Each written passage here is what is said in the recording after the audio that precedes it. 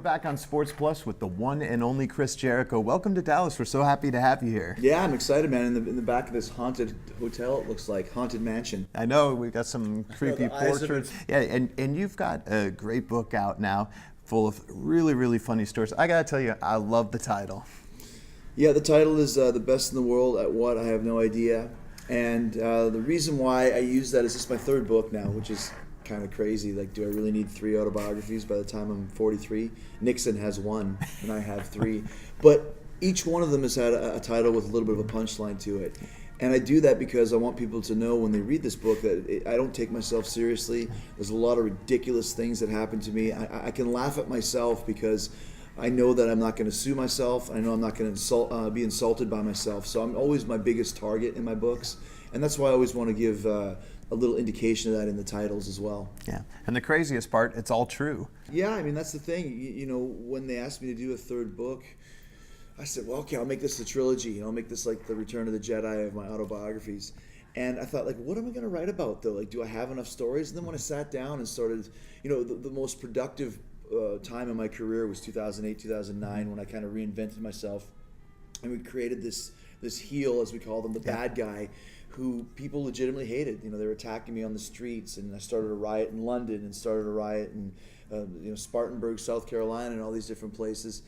It was because people believed in it, and they even though wrestling's a show, but that guy is real. He's a total jerk, and we don't like him. And so I could write about that and the classic angles that I had with Shawn Michaels and Rey Mysterio and CM Punk, and then there was also kind of the resurrection of Fozzy and all the rock and roll stories of being on the road with Metallica and Avenged Sevenfold and Shinedown, and getting knocked up by Mike Tyson, having Mickey Rourke hire 3 bounty hunters to beat me up because he thought I was going to attack him, to Dancing with the Stars, going to Iraq 3 times and getting stranded in an unsecure war zone, which means there may or may not have been Taliban snipers in the city that we were stuck in.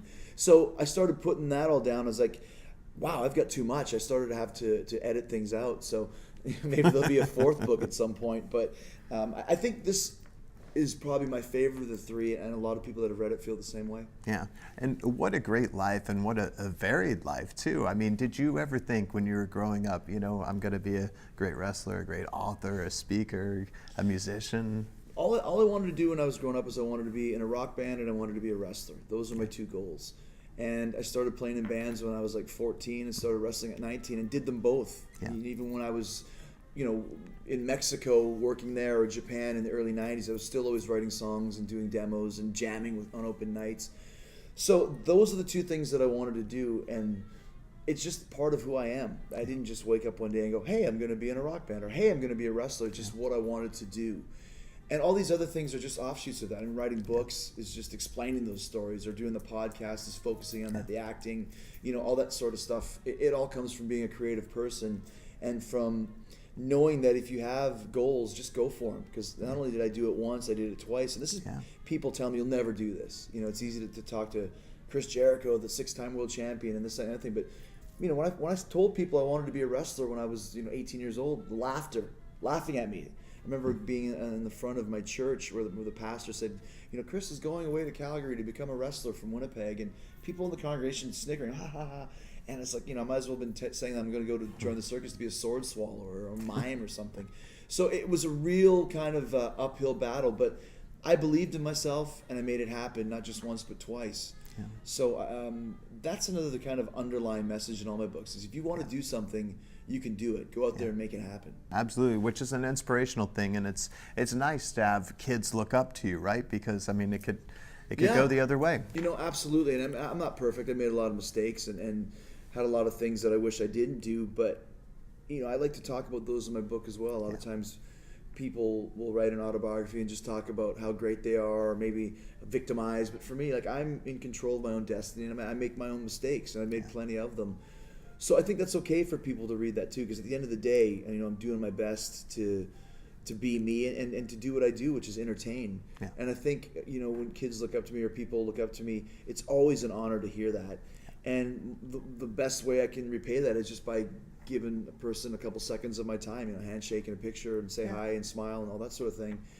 It doesn't take long to do that. I actually learned that from Ronnie James Dio, the late great Dio, who said, give everyone their moment. Because one night I saw him signing autographs for everybody in the parking lot. I was like, man, you didn't have to do that. He goes, no. He said, if I sign this autograph, I don't remember it, but they'll never forget it. Give people their moment. And I've always tried to kind of live by that. I don't always succeed, but I always try and give people their moment because they'll never forget it. I remember when I was a kid and met Hulk Hogan in the Airliner Inn, Polo Park Inn in Winnipeg, Manitoba. And he shook my hand and asked my name. And I was like, oh my God. And I'll never forget that. I was probably 14 years old, but Hulk Hogan asked me my name.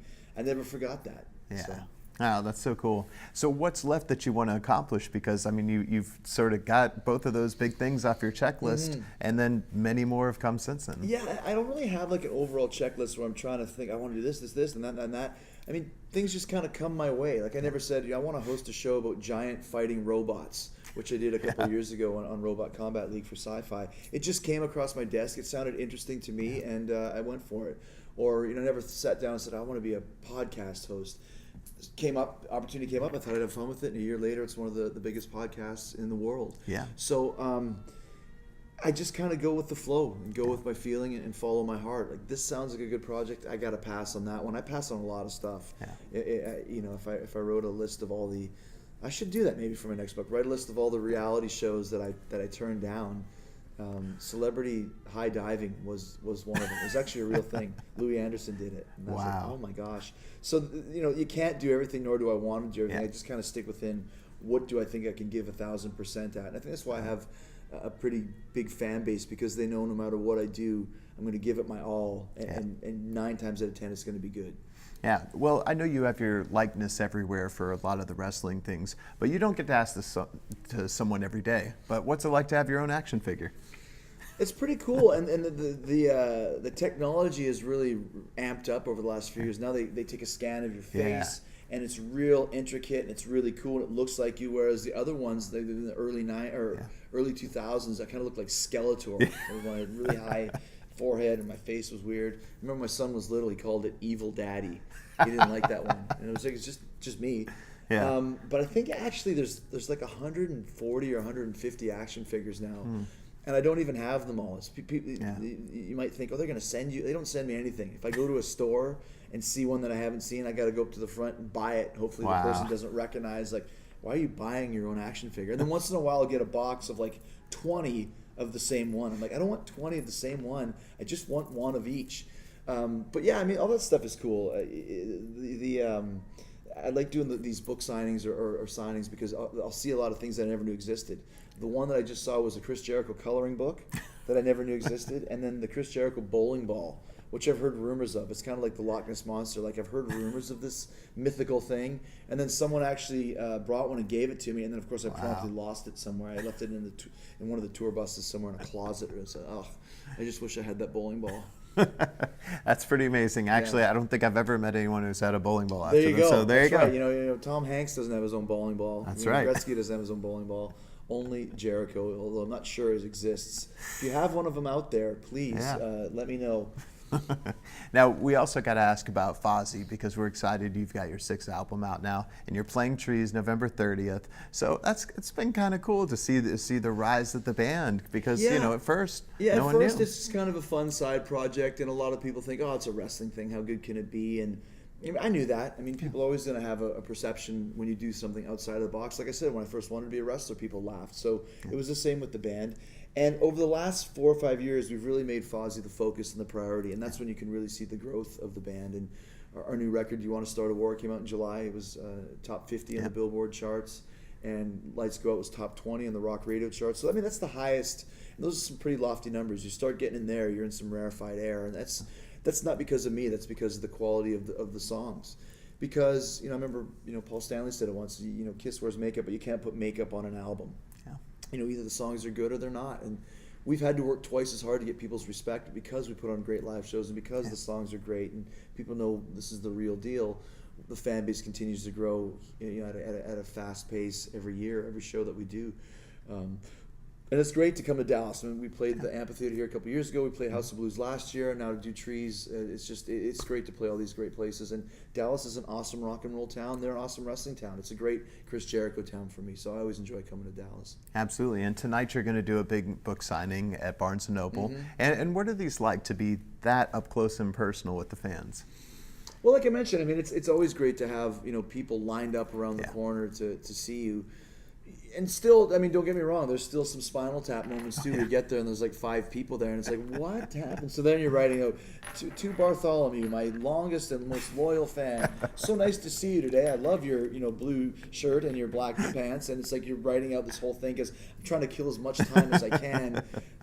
So it's a crapshoot as far as that goes. You just never know who's going to show up. But it's always nice when you get there and there's a whole armada of people. But even if there's not, I mean, if one person shows up, it means something to me because people are taking time out of their day to drive to this bookstore. Don't know where they're from, how long of a drive it's been, and plus they're buying a book. They're paying money to purchase something that I created. So I never take that for granted and always try and smile. It's funny too because I always wear sunglasses for it. And I think sometimes people think that it's pretentious. It's not that. It's that a couple reasons. One, everybody has a camera now, but no one knows how to work it. Right. All right, let me just. I'm sorry. How does this work? So instead of just like smiling, I can actually close my eyes and take a break for a second. And then also too, there's a lot of flashes, and too many flashes gets me like weird, and I get all like messed up. So if you see me wearing sunglasses, it's not because I'm trying to be too cool for school. It's I'm just trying not to get a bad headache and I lose my patience. Where people's moms are always the worst. They can never figure out the camera. How does this thing work? Just press the button, Mom. Which one? This one there. Which one? This one here. Everyone's mom's the same. Sometimes I got to grab the camera. So let's just take a selfie. Boom, done. See ya. Yeah, nice. Well, the last thing we always like to ask people their Hail Mary moment, the moment in their career where they just had to go for it and it worked out for them. What do you suppose that was for you? I think back in 2001, I won the Undisputed Championship. I beat The Rock and Steve Austin the same night. That's all part of the show. Yeah. But being the champion was a real thing. Like to get that honor and to get that responsibility, someone had to believe in me. It was a little bit of a rough start for me, and I started hearing rumors they were going to take it away from me, have me lose it right away instead of the plan of taking it for 3 or 4 months. So I went to Vince McMahon. My Hail Mary moment, I just told him, listen, man, this is my time. If someone doesn't believe in me, they can F themselves. If you don't believe me, you can F yourself too, because this is my time. I'm taking it, and I'm gonna do everything I can to make it work, because I am it. I am the Undisputed Champion. I just remember the look on his face. He's like, that's what I want to hear. That's what I want to hear. So the time when I told my boss to go F himself, and he responded with a big smile, it was a gamble, because he could have fired me on the spot, but I figured I'm going to lose this thing either way, and if I lose it, I'll never get it back. But if I go there and tell him, listen, this is what's up, and he believes me and gives me another shot. And 15 years later, I still work for Vince whenever I can. Absolutely, yeah. So we hope to see you in the ring again sometime soon. Yeah, I mean, no plans. Like I said, I went back this summer because Fozzy was off the road. I had a good 3-month run, and if my schedule works out, and for them too, they're not exactly sitting around waiting for Chris Jericho to come back. I mean, if it works out for both of us and we can come up with something cool to do, then I'd love to come back. I still feel that I'm working, wrestling at the highest of level, the standard that I set for myself.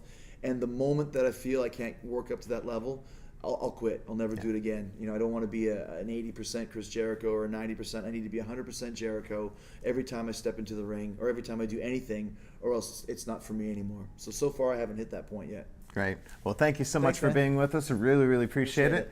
And we'll be back with more on Sports Plus next.